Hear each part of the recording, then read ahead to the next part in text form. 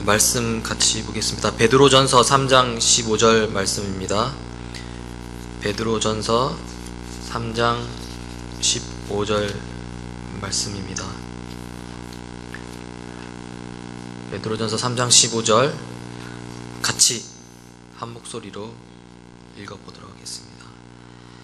너희 마음에 그리스도를 주로 삼아 거룩하게 하고 너희 속에 있는 소망에 관한 이유를 묻는 자에게는 대답할 것을 항상 준비하되 온유와 두려움으로 하고. 네, 오늘은 복음 전도 세 번째로 진정한 행복의 두 가지 조건이라는 내용을 함께 좀 살펴보려고 합니다.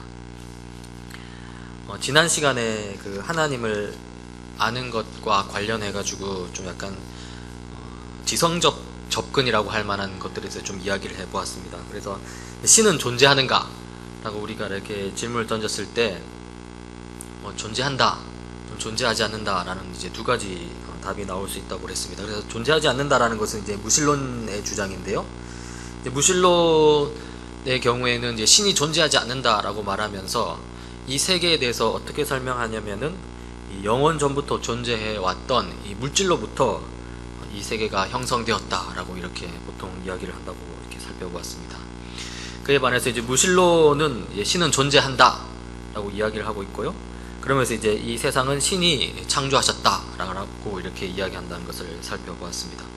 사실 여기서 또 살필 것이 이제 신이 있다, 신이 없다라는 이 주장은 특별히 뭔가 과학에 의해서 결정되거나 또는 증명할 수 있는 문제가 아니라 신념이나 세계관, 전제의 문제임을 저번에 한번 살펴보았는데요. 이것은 무엇이냐면은 어떤 증명을 해가지고 내가 받아들인다 이 문제가 아니라 증명 없이 자기가 받아들이고 안 받아들이고를 결정하는 것이다 라고 것을 살펴보았습니다. 그래서 결국에는 그러면 증명 없이 받아들인 것이라면은 이걸 어떻게 우리가 판단해야겠는가 했을 때 무엇이 더 우리의 삶을 잘 설명해 내는가를 통해서 기준을 가지고 어느 정도 판단할 수 있다라고 살펴보았습니다. 그래서 쭉 이야기를 했었는데요. 나와서 이제 그러면 신이 존재한다라고 우리가 이제 했을 때 또 이 신에 대해서 두 가지 접근이 있다고 이렇게 살펴보았습니다. 신이 소통하는가, 소통하지 않는가 이렇게 했는데요. 이제 소통하지 않는 신에 대해서 얘기했습니다. 소통하지 않는 신은 보통 세상의 종교들이 이제 신을 두고 신을 상정하지만은 그 신은 소통하지 않는 신이다. 그러므로 좀 살펴보았고요. 그래서 이 소통하지 않는 신을 믿는다는 것은 결국 인간이 스스로 그 신을 찾아가야 한다는 의미라는 것을 살폈습니다. 그래서 고행을 하거나 또 여러 가지 방식을 통해서 이제 깨달음을 얻기 위해서 인간적인 여러 가지 노력을 해야 된다는 것이죠. 그렇지만은 그런 방식으로 하나님을 찾기는 신을 찾기는 굉장히 어렵고 성경적인 관점에서는 불가능하다. 우리가 이렇게 이야기를 할 수 있는 것이죠. 그럼 어떻게 신을 우리가 알 수 있는가 했을 때 신이 오셔서 소통을 해야 된다. 그게 바로 기독교입니다. 기독교는 하나님께서 우리와 함께 소통하시길 원하신다라고 이야기하죠. 그래서 인간의 그 한계를 아시는 하나님이 이제 먼저 우리와 소통하시고자 했고 급기야 인간이 되어서 이 땅에 오셨다. 왜 오셨는가? 소통하시기 위해서라는 측면에서 좀 살펴보았습니다. 그래서 하나님은 자신이 누구인지 인간이 알아야 할 만큼만 소통하셨고 그 내용이 성경에 기록되어 있다라는 것이죠. 그래서 성경을 통해서 우리가 하나님을 알 수 있습니다.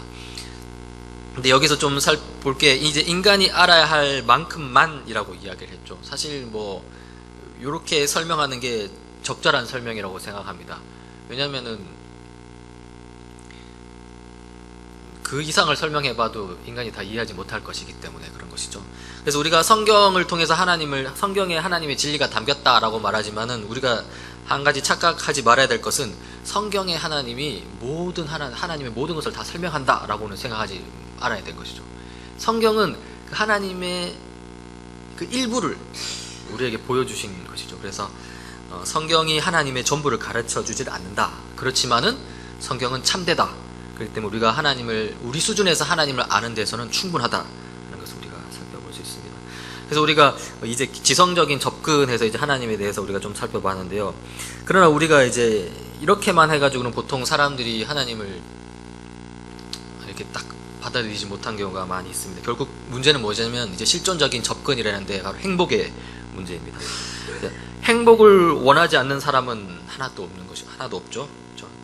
이제 뭐 지친 사람들, 외로운 사람들, 이런 모습들이 오늘 현대인의 모습이 아닐까 싶은데, 다들 이런 모습 이면에 행복을 원하는 그런 욕구가 있다는 것을 우리가 알 수 있습니다.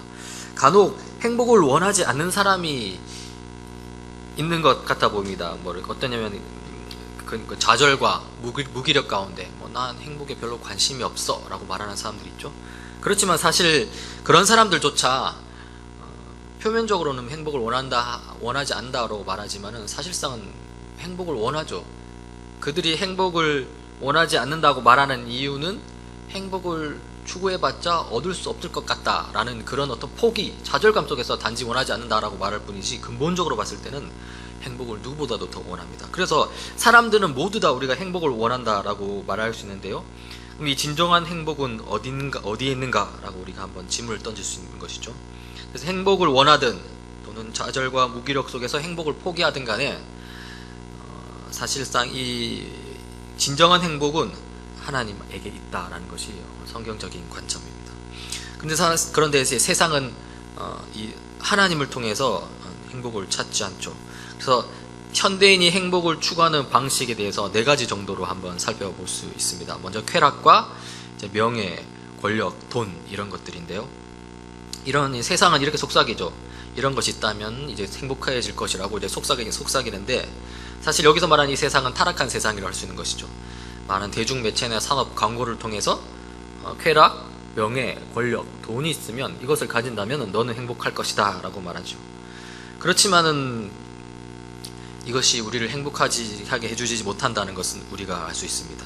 그렇죠? 그래서 이걸 좀 한번 살펴보려고 하는데요. 먼저 쾌락을 보려고 합니다. 이제 쾌락을 통한 행복했는데, 이제 먹고 마시는 것, 또는 성관계, 듣고 보는 것, 뭐 입는 것 등을 통해서 이제 누리는 만족감, 이런 것들을 뭐 쾌락이라고 이렇게 볼 수 있겠는데요. 사실 이런 쾌락은 하나님의 계획에 포함된 것이라고 볼 수 있습니다. 그래서 쾌락 추구를 나쁘다라고 말할 수는 없습니다. 사실 또 인간이 이런 즐거움, 쾌락이 없다면 사실 살기는 어렵죠. 우리가 뭐 쾌락을 나쁘다라고 말하는 사람들이 많이 있지만은, 결국 그 삶을 돌아보면은 아무도 쾌락을 추구하지 않는 사람은 없습니다. 그래서 이런 쾌락은 사실상 우리에게도 필요하고, 또 그 원래 하나님의 계획 속에서는 선하다라고 우리가 이렇게 대담하게 선포할 수 있는 것이죠. 근데 이 쾌락이 한계를 가집니다. 이제 죄로 말미암은 것인데요. 이 쾌락이 필요하기는 하지만은 이 궁극적인 행복을 가져다 주지는 못한다라고 할 수 있는 것이죠. 이제 쾌락의 남용이라고 이야기했는데요. 이 쾌락이 이제 왜곡되면서 사실 우리가 우리의 필요 이상으로 쾌락을 추구하는 것을 우리가 보게 됩니다. 그래서 점점 더 강력한 쾌락을 추구하게 되는 것인데요. 그렇게 쾌락을 추구하다 보면은 이제 한 인간이 그 인간성마저 잃어버리게 되는 지경에 빠지게 되는 것이죠. 그게 바로 뭐 중독 상태에 빠졌을 때 그 인간성을 잃어버린 상태로 이제 쾌락을 추구하는 것을 볼 수 있게 되는데요. 그런 중독 상태에 빠지면은 자기만 망치는 것이 아니라 사실 가족이나 가까운 이웃의 즐거움도 이렇게 망가뜨리는 그런 결과를 보게 됩니다. 그래서 이 쾌락이라는 게 우리가 즐거움을 가져다 주는 것 같지만은, 그것이 우리의 어떤 타락상으로 인해서 계속적으로 점점 추구하다가 결국에는 그것으로 인해서 망하는 그런 것을 보시는 것이죠. 그래서 쾌락은 재미와 편리함 등을 줄 수 있지만, 결국 따지고 보면은 사람을 진정으로 행복하게 해줄 수는 없다라는 것을 우리가 보게 됩니다. 또 쾌락이 이렇게 해서 행복을 주지 못한다는 것을 살폈고요. 두 번째로 이제 명예를 좀 살펴볼 수 있는데요. 명예는 원래 선하다 이렇게 했습니다. 사실 명예는 누구나 추구하는 것이죠. 그래서 뭐 어떻게 생각하기는 명예, 그런 거는 좀 인기가 필요한 연예인이나 뭐 운동선수, 뭐 정치가 뭐 이런 사람들이 명예를 추구하는 건 아닌가라고 말할 수 있겠지만, 사실 모두 다 명예를 추구합니다. 이 명예가 뭐냐 했을 때 바로 자신의 존재 가치를 인정받음이라고 할 수 있겠죠. 이런 의미에서 사실 모든 사람은 명예를 추구합니다. 그리고 이 명예는 자기의 역할을 감당하려는 동기가 되는 것이죠. 그래서 사람이 언제 행복하냐 하면은 이런 거죠. 와, 그 사람은 필요한 존재야, 가치 있는 존재야 라는 이런 평가를 받을 때 그 사람은 이제 행복을 느끼게 됩니다. 그러니까 명예가 주어질 때 이제 행복을 느끼게 되는 것이죠. 근데 이 명예가 정말로 우리에게 참된 행복을 줄 수 있는가라고 했을 때 그렇지 못한 것을 볼 수 있습니다. 왜냐하면 이 명예마저도 왜곡되었기 때문입니다. 이 명예가 오늘날 우리 시대의 명예가 어떻게 됐냐면은 사람의 평가로 제한되었습니다. 왜 사람의 평가로 제한되었냐면은 하나님을 부정하기 때문에 그렇죠. 그래서 하나님에게 인정받기보다는 사람에게 인정받으려고 합니다. 근데 이 사람의 평가라는 것은 사실 굉장히 불완전한 것이죠. 사실 보통 사람들이 보면은 이제 직업을 통해서 명예를 얻기를 원합니다. 보통 세상 사람들이 직업을 통해서 인정받기를 원하고 이제 명예를 얻기를 원하는데, 근데 문제는 뭐냐면은 우리 이 세상 사람들이 직업에 대한 귀천 의식이 있는 것이죠. 어떤 직업은 굉장히 높여주는 반면에 어떤 직업은 굉장히 하대하는 것이죠. 그럼 이런 상황 속에서 충분히 자기 명예가 합당한 명예가 주어지지 못하게 되는 것을 보게 되고요. 거기서 오히려 인정받지 못하고 낭망에 빠지는 것을 볼 수 있게 됩니다. 그래서 이 명예가 타락한 시각에 의해서 왜곡된 것이죠. 온전하게 한 사람을 평가할 수 있는 그 시각을 잃어버렸다는 것이죠. 타락한 사람에게 제한되었을 때 경우 그렇다는 것입니다. 그래서 거짓이 명예로운 것으로 둔갑하고 진실이 불명예로 전락한다. 오늘 타락한 세상 속에서는 이것이 빈번하게 일어납니다. 그래서 이 사람들로부터 주어지는 명예는 우리에게 궁극적으로 행복을 줄 수 없다라는 것을 보게 됩니다. 그러니까 불완전한 행복이죠. 위태위태한 것이죠. 처음에는 엄청나게 뭔가 인정을 받아서 명예를 얻고 행복을 얻는 듯 하지만은 그게 언제 또 변할지 모릅니다. 그래서 명예조차도 행복을 줄 수 없다. 세 번째는 권력입니다. 권력도 원래 선하다라고 볼 수 있는 것이죠. 이제 권력을 이렇게 다스리는 힘 이렇게 볼 수 있는데요. 다른 말로 질서와 평화를 이루는 능력 이렇게 표현해 보았습니다. 그래서 창세기 1장 28절에 보면 말씀이 있는데요. 생육하고 번성하여 땅에 충만하여라. 땅을 정복하여라. 바다의 고기와 공중의 새와 땅 위에서 살아 움직이는 모든 생물을 다스려라 했을 때 이 다스리는 힘을 하나님께서 이 사람에게 주셨죠. 그리고 어쩌면 그것이 어떤 권력이라고 할 수 있겠습니다. 그리고 이런 의미에서라면은 권력은 선한 것이죠. 그리고 계시록 22장 5절에 이제 주님께서 다시 오셨을 때, 그리고 완성된 천국이 이루어졌을 때, 그때 상태를 이제 보여주는데요. 다시는 밤이 없고 등불이나 햇빛이 필요 없습니다. 그것은 주 하나님께서 그들을 비추시기 때문입니다. 그들은 영원 무궁하도록 다스릴 것입니다. 그래서 그들은 신자들을 가리키는 것이죠. 신자들이 하나님 나라에서 천국에서 영원 무궁하도록 다스린다는 것입니다. 진정한 왕은, 만왕의 왕은 하나님이시지만은 그 아래 신자들도 하나님의 형상으로서 이 그 완성된 하나님 나라, 그 세상을 다스리게 된다는 것이죠. 그래서 이런 의미에서 이 권력은, 다스리는 힘은 선하다고 볼 수 있습니다. 그런데 지금 이 시대, 오늘날 우리 시대의 권력은 상당히 왜곡되었죠. 이것은 결국에는 이 권력은 죄로 말미암아서 힘의 논리로 이해되고 있습니다. 그래서 이 권력이 뭐냐 했을 때 이렇게 나오더라고요. 어떻게 말을 하냐면은 보통 남을 복종시키거나 지배할 수 있는 힘 이렇게 정의를 합니다. 또는 소극적인 측면에서는 남에게 조종되지 않을 정도의 힘 이렇게 말합니다. 그러니까 이게 경쟁 상태를 이제 상정하고 이 권력을 이야기하는 것이죠. 그러니까 바로 우리 타락한 인간사를 상정해서 봤을 때 이 권력이라는 것은 선할 수 없고 오히려 상대방을 조종하려 하고 상대방을 내 것으로 만들려는 그런 어떤 것으로 나타납니다. 그래서 권력 추구와 이제 권력의 타락이라고 말했는데요. 더 많은 힘과 권력을 가지면 그렇죠. 더 안전하다고 느낍니다. 그리고 자신감도 좀 더 생깁니다. 이게 오늘날 우리 시대의 모습이죠. 그래서 그 안전감 때문에 그리고 어떤 그 자신감 때문에 점점 더 큰 권력을 주게 하게 되는 것이죠. 그리고 이 권력이라는 것이, 권력의 속성이 그냥 어느 정도 딱 얻게 되면 만족하게 되는 것이 아니라 점점 더 크게 원하게 되면서 이제 소위 말하는 절대 권력이라는 것을 이제 추구하고자 합니다. 그리고 다 알다시피 그리고 절대 권력은 절대 부패한다. 그래서 큰 권력은, 결국 큰 권력은 더 큰 권력에 대한 불안과 공포를 부르는 것이죠. 우리 시대가 이런 어떤 죄로 말미암아 타락한 이 시대 속에서 결국 이 권력이 행복을 줄 수 없다라는 것을 우리가 보게 됩니다. 그렇죠? 네 번째로는 돈입니다. 돈도 좀 선하다고 볼 수 있는 것이죠. 돈이라는 것은 일종의 제도라고도 볼 수 있을 것 같은데요. 사람이 만들었다라고 할 수 있는 것 수도 있는데요. 사실 이거는 일반 은총의 측면에서 충분히 선하다라고 그렇게 이야기할 수 있을 것 같습니다. 그래서 뭐 어떤 의미에서는 생활에 편리함을 주는 것이죠. 그래서 사물의 가치를 나타내며 상품의 교환을 매개하고 재산 축적의 대상으로도 사용하는 물건이다 했는데, 이런 의미에서 돈이라는 것은 편리함을 준다는 의미에서 뭐 선하다라고 볼 수 있는 것이죠. 또 이 돈이라는 것은 뭐 감사의 표현이 될 수 있습니다. 그러니까 돈으로 상대방의 노력을 사는 것이 아니라, 이렇게 돼버리면 이제 상대방을 노예화하는 것이죠. 내가 돈이 이만큼 있기 때문에 너의 노력을 내가 살 수 있어 라고. 근데 이런 의미가 아니라 돈으로 상대방의 노력, 수고에 대해서 감사 표현할 수 있는 것이죠. 이게 사실 구속 그리스도 안에 있는 신자의 어떤 돈에 대한 태도라고 할 수 있는데요. 이렇게 감사 표현을 하게 된다면은 상대방의 수고는, 또는 감사 표현을 받는 나의 수고는 상대방을 사랑하는 그런 행위가 되는 것이죠. 그래서 이 돈이라는 것이 구속된 의미에서는, 그러니까 구원받은 돈의 의미는 굉장히 긍정적인 의미로 사용할 수 있는 것이죠. 이렇게.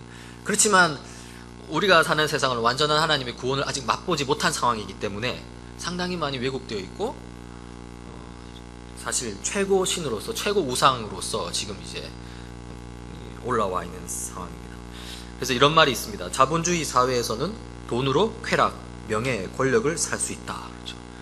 사실 뭐 앞에 쾌락, 명예, 권력 이렇게 막 쭉 이야기했지만 돈이 이 모든 것을 다 지배할 수 있습니다.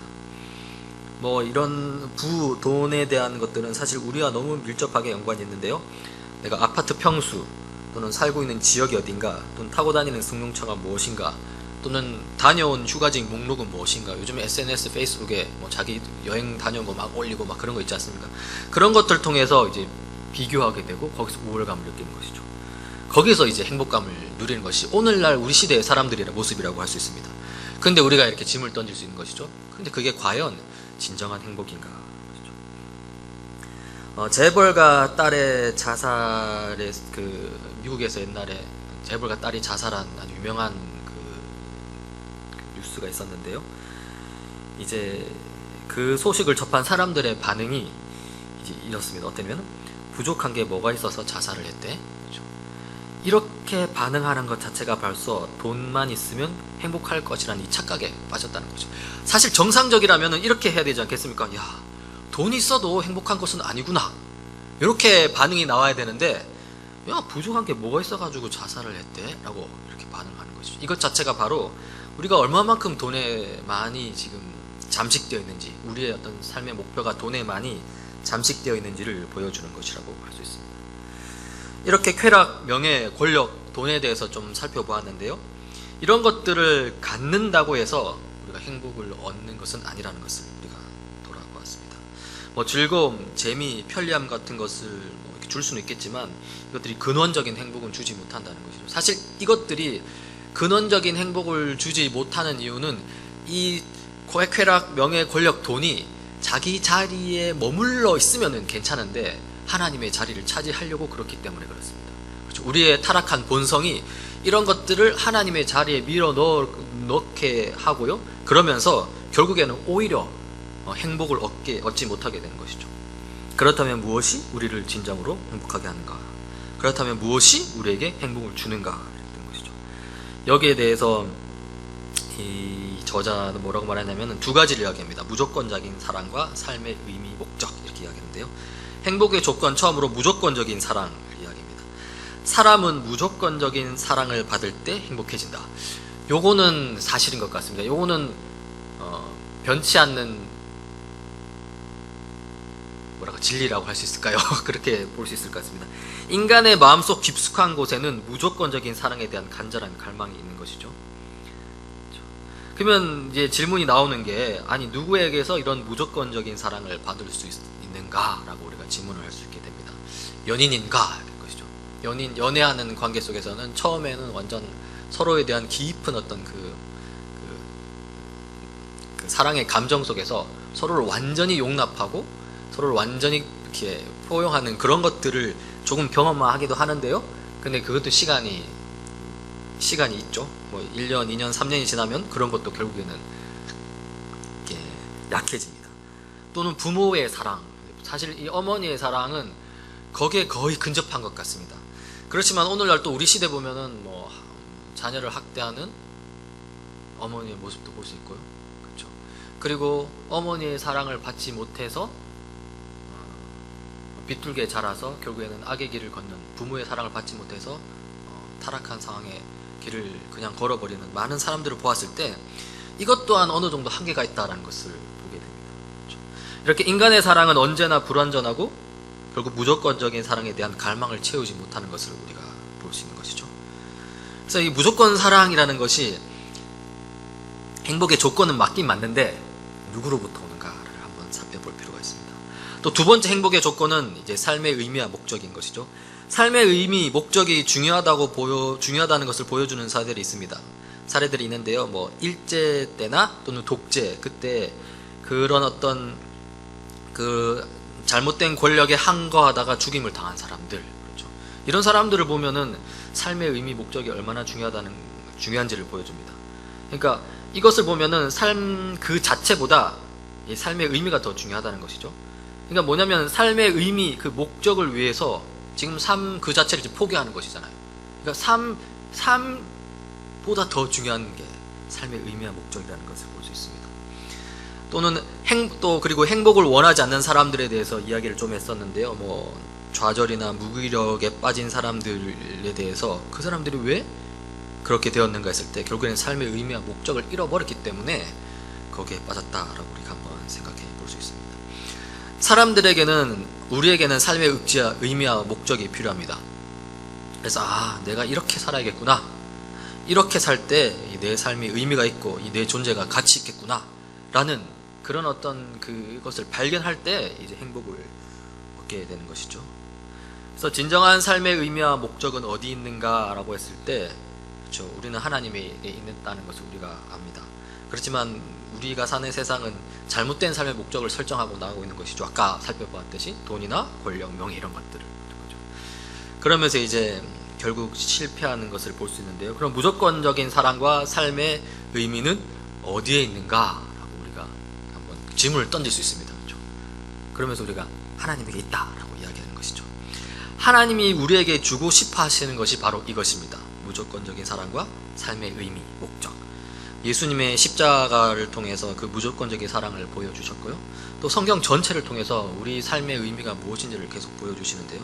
우리에게 정말 필요한 것은 바로 다른 누가 주는 어떤 사랑이나 의미, 목적이 아니라 바로 하나님이 주시는 이 두 가지다. 그리고 이것을 제대로 갖출 때에 쾌락이나 명예, 권력, 돈을 하나님의 자리에 두지 않고 그냥 자기 자리에 딱 둠으로써 우리가 참된 행복의 중요한 수단으로서 이런 것들을 누릴 수 있게 되는 것이죠. 그리고 그리고 결국 이런 것이 하나님께서 주신다고 그랬는데, 결국 이것은 우리가 하나님을 만나야 된다는 것이고, 또 그러기 위해서는 성경을 봐야 된다는 것이죠. 그리고 성경을 통해서 우리가 무조건적인 사랑과 삶의 의미와 목적 이런 것을 보고 깨닫게 된다는 것입니다. 그리고 그 가운데서 행복을 얻게 된다는 것이죠. 그래서 우리가 하나님에 대해서, 이 복음에 대해서 소개할 때 이러한 방식으로 하면서 그 뒤에 도대체 하나님은 누구신가